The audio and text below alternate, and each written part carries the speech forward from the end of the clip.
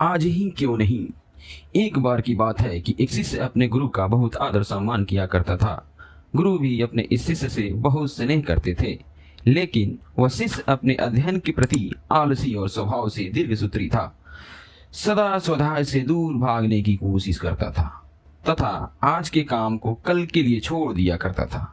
अब गुरुजी कुछ चिंतित रहने लगे कि उसके कहीं उनका यह शिष्य जीवन संग्राम में पराजित न हो जाए। आलस्य में व्यक्ति को अकर्मण्य बनाने की पूरी सामर्थ्य होती है।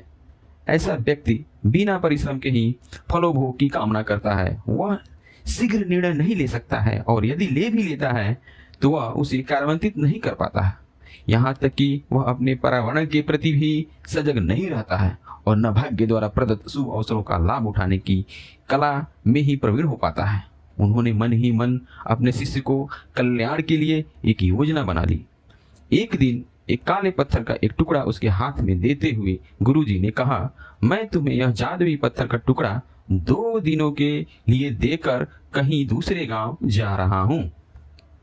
जिस भी लोहे की वस्तु को तुम इसे स्पर्श कराओगे वह स्वर्ण में परिवर्तित हो जाएगी, पर याद रहे कि दूसरे दिन सूर्यास्त के पश्चात मैं इसे तुमसे वापस ले लूंगा।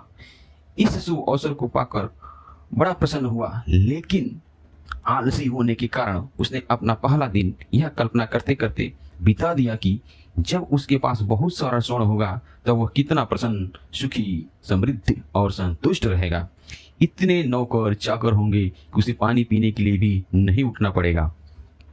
फिर दूसरे दिन जब वह प्रातःकाल जागा, उसे अच्छी तरह से स्मरण था कि आज स्वर्ण पाने का दूसरा और अंतिम दिन है।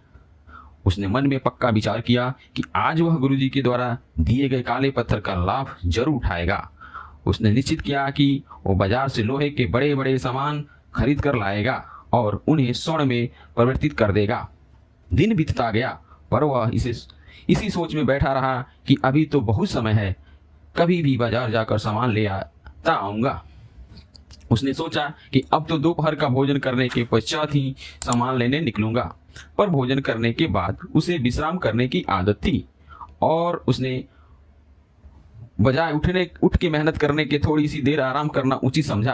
पर आलस्य से परिपूर्ण उसका शरीर नींद की गहराइयों में खो गया और जब वह उठा तो सूर्यास्त होने को था। अब वह जल्दी जल्दी बाजार की तरफ भागने लगा, पर रास्ते में ही उसे गुरुजी मिल गए। उनको देखते ही वह उनके चरणों पर गिरकर उस जादुई पत्थर को एक दिन और अपने पास रखने के लिए याचना करने लगा, लेकिन गुरुजी नहीं माने और उस शिष्य की धनी होने का सपना चूर चूर हो गया। पर इस घटना की वजह से शिष्य को एक बहुत बड़ी सीख मिल गई। उसे अपने आलस्य पर पछतावा होने लगा। वह समझ गया कि आलस्य उसके जीवन के लिए एक अभिशाप है और उसे प्रण किया कि अब वह कभी भी काम से जी नहीं चुराएगा और एक कर्मठ, सजग और सक्रिय व्यक्ति बनकर दिखाएगा।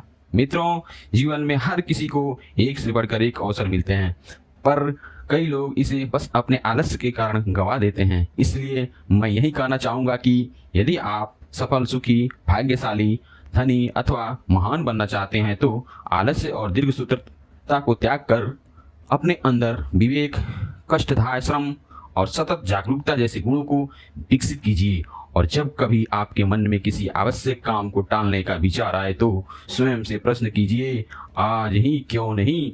दोस्तों, आपको ये कहानी कैसी लगी जरूर हमें कमेंट सेक्शन में सूचित करें। थैंक यू अपना समय देने के लिए।